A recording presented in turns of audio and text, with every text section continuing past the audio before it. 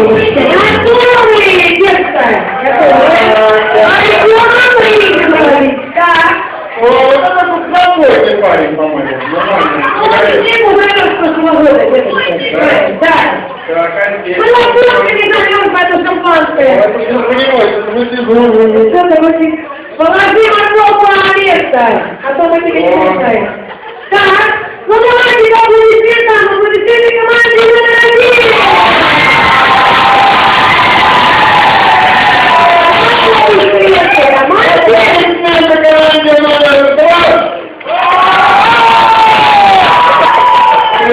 Рыбаки не покричали, да.